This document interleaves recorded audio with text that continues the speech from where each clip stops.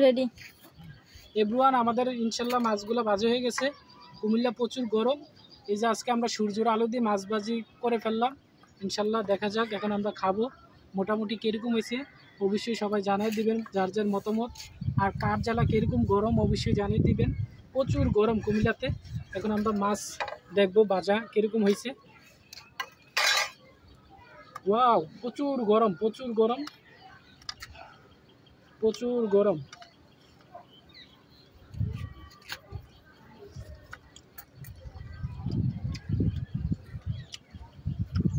অস্থির হয়েছে, অস্থির। সূর্যের আলো দিয়ে মাছ ভাজি করে খাচ্ছি, দারুণ টেস্ট। অবশ্যই ভিডিওটা ভালো লাগলে কমেন্ট করবেন, আর যদি বেশি ভালো লাগে একটা শেয়ার দিবেন। প্রচুর গরম, সূর্যের আলো দিয়ে মাছ ভাজি করে খাওয়ার মজাই আলো অন্যরকম।